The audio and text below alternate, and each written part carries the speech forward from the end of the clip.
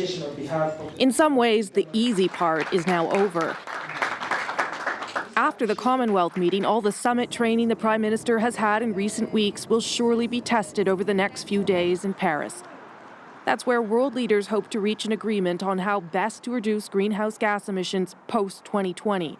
Canada won't set new targets beyond those previously agreed to by the Conservative government, at least not until the Prime Minister has a chance to sit down and consult with the provinces 90 days after Paris. We have targets set by the previous government, yes, but that previous government set absolutely no plan into place to achieve those targets. And that's what we've been working on. 4 premiers will be in Paris at the same time as Justin Trudeau to help influence the talks.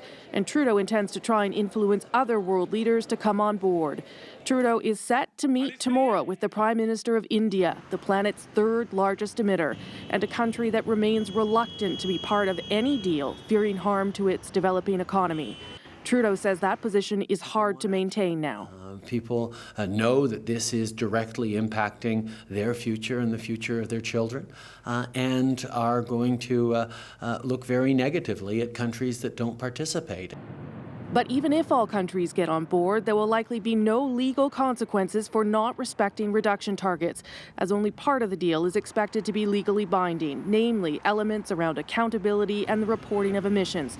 When asked if the government would consider putting in place its own legal framework within Canada, Trudeau would only say, I have a tremendous faith in Parliament and in my friendly opposition leaders to ensure that we are held to account for the commitments we make.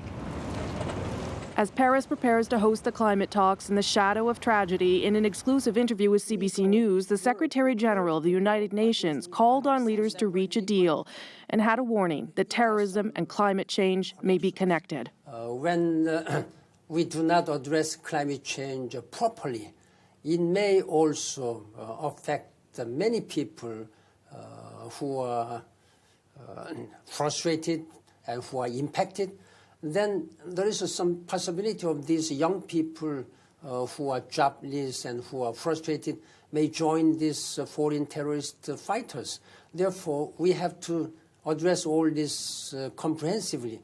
Tomorrow, the Prime Minister will have to tackle both of those issues head-on as he has his first official meeting with French President François Hollande, who is leading the charge against both climate change and terrorism. Dwight. Thanks, Rosie. Rosemary Barton in Paris.